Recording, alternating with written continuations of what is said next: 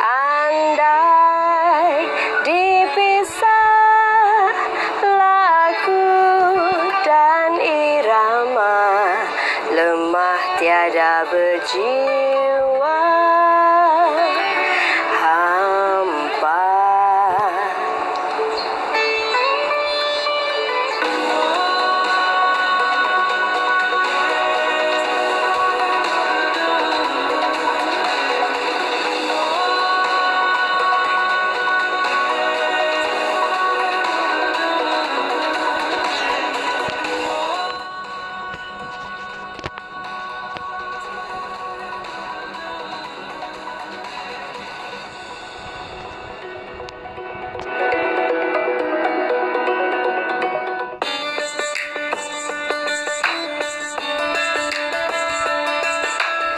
Assalamualaikum dan salam sejahtera. Hari ini Intan berada di depan rumah kelahiran seniman agung Tan Sri P. Ramlee, di mana rumah ini telah dibina pada tahun 1926 oleh bapanya dan kini berada di bawah jagaan Arkib Negara Malaysia. Rumah ini bukan sahaja sangat bernilai kerana telah dilahirkan seorang insan istimewa di sini, namun ianya juga merupakan rumah tradisi yang berjenis ataupun berkonsepkan rumah gajah menyusu yang masih terpelihara sehingga kini. Jadi jom bersama dengan Intan pada hari ini, bersama dengan pakar jemputan kami, kenali seni bina tradisi kita.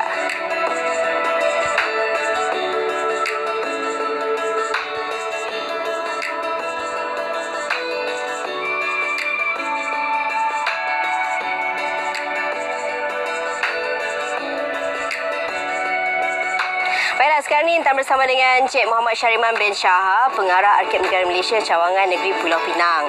Okey, mungkin kita boleh ceritakan dahulu Encik Syariman tentang sejarah rumah P. Ramlee ini. Okey, rumah kelahiran P. Ramlee ini dibina pada tahun 1926. Rumah ini telah dibina oleh bapa P. Ramlee, iaitu Tengku Nyak Putih bin Tengku Karib, bersama dengan bapa saudara P. Ramlee lah, Rejab bin Hussein. Okey, rumah ini kemudian telah dipelihara buat kali keduanya pada zaman pendudukan Jepun lah, pada tahun 1948. Okay, dan kemudiannya telah memelihara buat kali yang ketiganya pada tahun 1990 dan telah siap pada tahun 1991.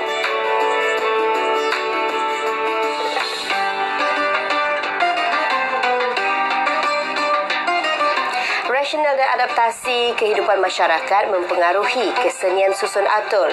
Justru itu, perancangan susun atur haruslah menterjemahkan sosio-budaya masyarakat itu sendiri. Dalam segmen ini, kita akan mendalami simbiosis cara hidup dan rasional susun atur dalam rumah tradisi Melayu.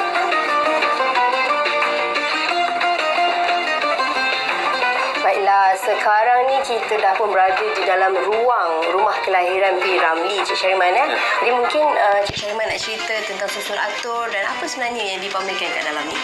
Okey, pertama sekali daripada pintu masuk kita ni tadi, mula-mula tadi, kita akan melalui kawasan kita panggil sebagai beranda lah. Okey, dari beranda kita akan masuk ke ruang tamu rumah ni lah, rumah kelahiran P. Ramlee ni. Dan ini kawasan tengah ni kita panggil sebagai ruangan tengah lah, ruangan tengah. Dan dalam rumah P. Ramlee ni kita ada juga kawasan dapur yang digunakan oleh keluarga P. Ramlee. Dan juga yang ini adalah bilik tidur keluarga P. Ramlee lah. Bumbung panjang berserambi atau lebih dikenali dengan rumah gajah menyusu ini adalah antara bentuk rumah tradisi yang paling banyak didirikan suatu ketika dahulu. Bumbung panjang berserambi adalah bumbung yang mempunyai bahagian atas dan bawah yang dibina memanjang dengan dua cerun berbeza. Doktor, bagaimana kalau kita lihat tentang rumah gajah menyusu ni, apakah ciri-ciri keistimewaan dari segi reka bentuknya? Rumah gajah menyusu ni lazimnya ada di dua tempat di Tanah Melayu ni, di Pulau Pinang dan di Perlis. Dia dipanggil gajah menyusu sebab rumah ibu itu di sampingnya itu, di belah belakangnya itu ataupun belah depan dia itu ada tambahan serambi. Jadi rumah ibu itu dipanggil ibu gajah lah. Dan yang kecil itu anak gajah. Sebenarnya rumah gajah menyusu ini adalah rumah asas bagi orang Melayu. Rumah ibu dan rumah dapur. Cuma yang dipanggil anaknya menyusu itu bila dia tambah. Jadi kalau saya tengok ada juga orang kata hiasan-hiasan dan juga orang kata barang-barangan kan. Dia hiasan yang macam mana ataupun pameran yang macam mana Cik Syariman? Konsep di dalam pameran di dalam Rumah Piramli ini kita minimiskan. Maksudnya segala penceritaan berkaitan dengan pameran Piramli ini kita telah ubah kepada ruang galeri Piramli bersebelahan ni lah. Cuma kita kekalkan konsep untuk orang ramai melihat sendiri keadaan Rumah Piramli itu bagaimana keadaan asal dia lah.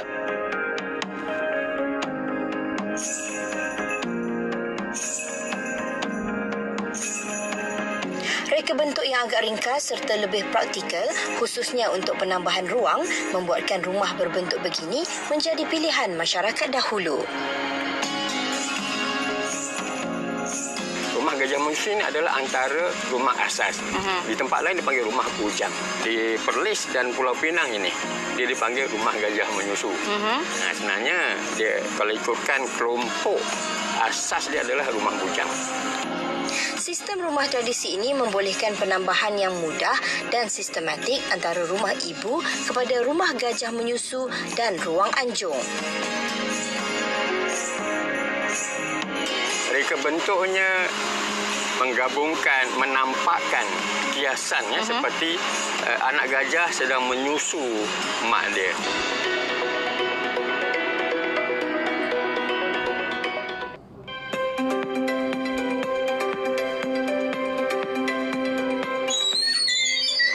Menggunakan sumber alam secara optimum membuktikan kehebatan seni bina tradisi.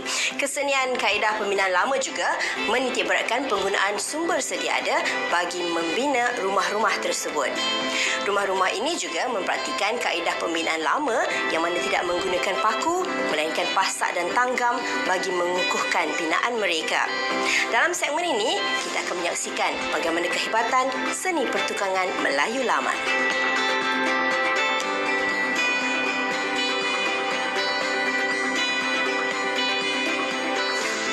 Rumah Gajah Menyusu ini dibina berpanggung. Ini berkait rapat dengan kedudukan rumah yang kebiasaannya berhampiran dengan sungai sebagai laluan pengangkutan utama pada masa dahulu.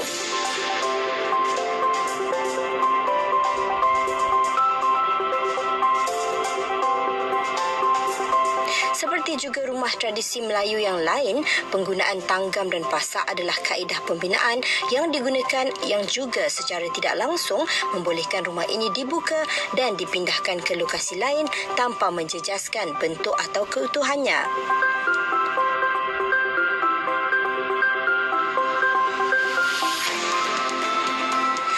Tanggam atau pasak ini bersesuaian dengan sistem IBS iaitu sistem binaan industri moden yang antara ciri utamanya adalah menerapkan ciri rumah pasang siap.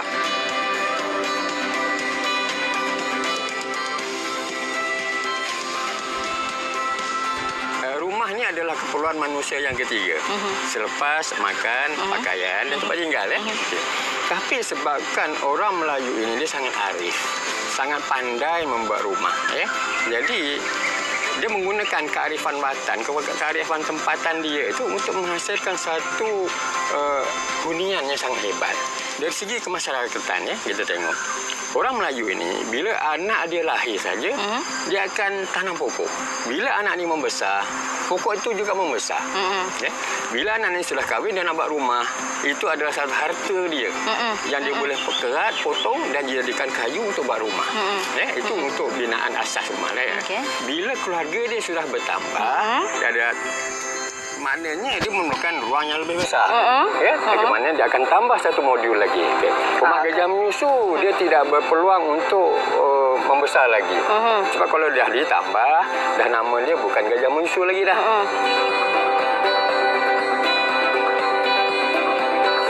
Kolong misalnya berperanan sebagai ruang serbaguna bagi aktiviti kenduri kendara, aktiviti harian seperti stor simpanan peralatan dan hasil penuaian.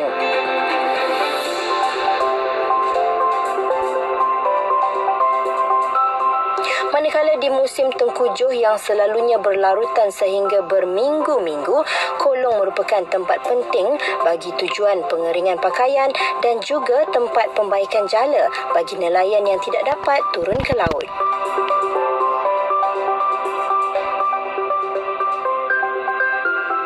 Keunikan rumah tradisional adalah ianya menggunakan lantai tinggi bertiang. Inilah ciri utama binaan tradisional yang memberi manfaat kepada penghuni bagi mengekalkan keselesaan terma dalaman dan keselamatan daripada bahaya binatang buas dan berbisa.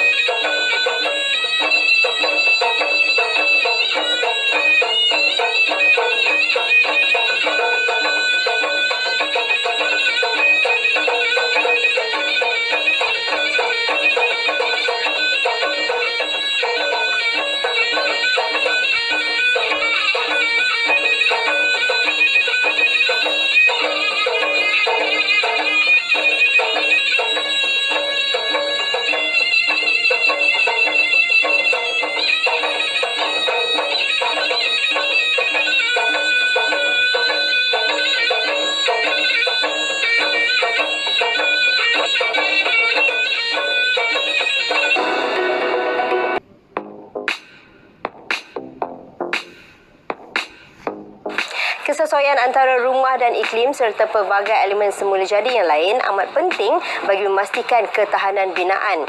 Pelbagai kaedah juga dirangka bagi mendapatkan pengudaraan dan pencahayaan yang baik demi keselesaan penghuni.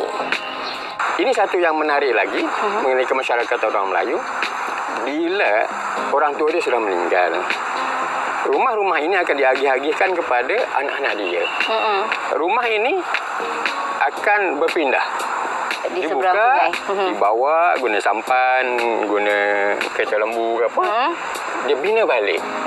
Maknanya dia akan ada satu modul saja kan. Dia ada rumah ibu, ada anak ni dapat rumah tengah, ada anak ni dapat rumah balai, ada anak ni dapat rumah dapur. Jadi dia akan lengkapkan. Ya, mana yang dapat rumah ibu dia buatlah rumah dapur. Mana yang dapat rumah tengah, dia buatnya rumah ibu dan rumah dapur. Dia akan begitu balik. Dia bukan balik. Jadi orang Melayu ini kita tidak conserve rumah itu, binaan itu, tapi kita conserve the idea, pemikiran tu yang kita conserve. Jadi ini adalah satu antara kebitaraan seni bina Melayu.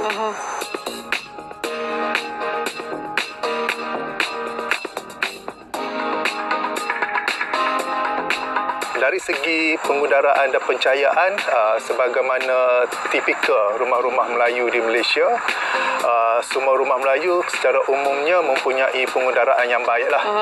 Bukaan pada dinding adalah lebih banyak. Tingkat-tingkat yang dibuka dalam keadaan dalam ketinggian sekitar lebih daripada sekitar 6 kaki, membolehkan pengudaraan dan pencahayaan berlaku dengan lebih baik.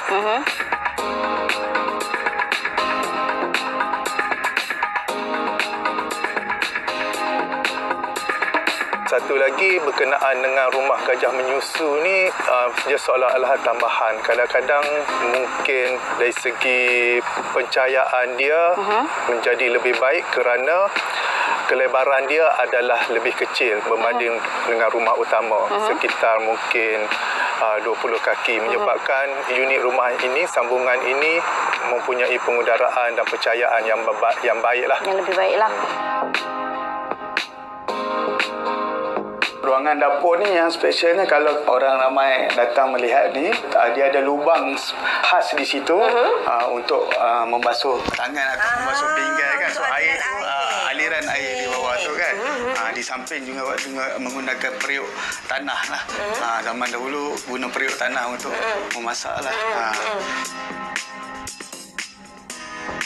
Rumah gajah menyusu ni, dia komponen dia satu rumah utama yang lebih tinggi berbanding dengan satu unit rumah seolah-olah tambahan, which is bumbungnya sedikit rendah. Kalau kita lihat dari segi struktur kejuruteraan, di mana rumah tradisional Melayu ni menggunakan sistem tanggam. Unit rumah gajah menyusu ini membantu menyokong struktur rumah utama.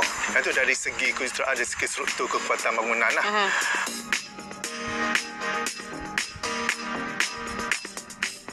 Dalam era moden ni, kebanyakan rumah-rumah teres secara umumnya dia mengadaptasi rumah gajah menyusu ni lah. Contohnya membeli unit rumah daripada pemaju, kita ingin mengadakan sambungan rumah, seolah-olah dia menyerupai gajah menyusu.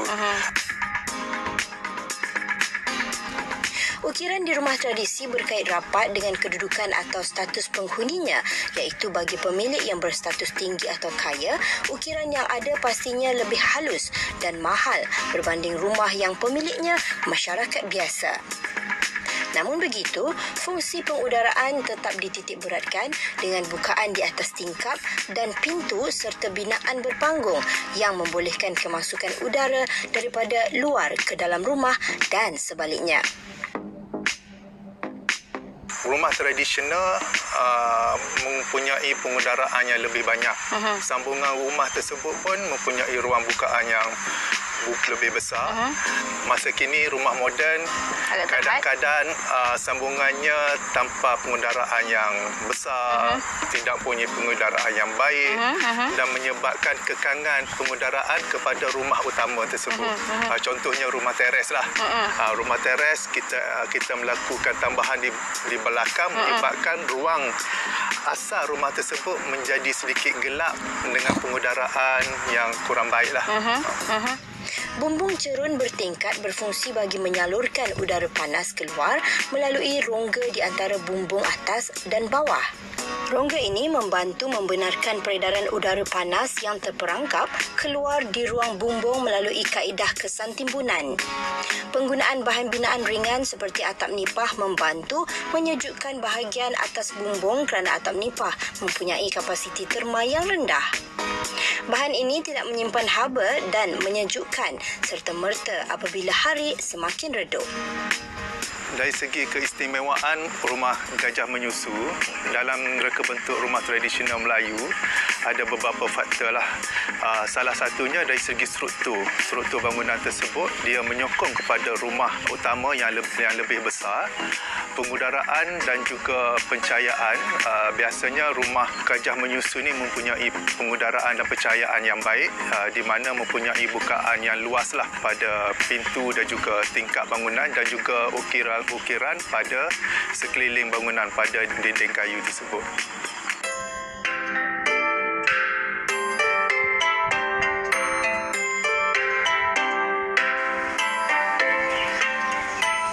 Rumah tradisi bukan sahaja mempunyai falsafah seni binanya yang tersendiri, malahan merentas tempoh masa dengan kaedah pembinaannya yang boleh diguna pakai sehingga kini. Tegak rumah kerana sendi, runtuh sendi, rumah binasa. Tegak bangsa kerana budi, runtuh budi, hilanglah bangsa. Sehingga berjumpa lagi dalam Teratak Tradisi.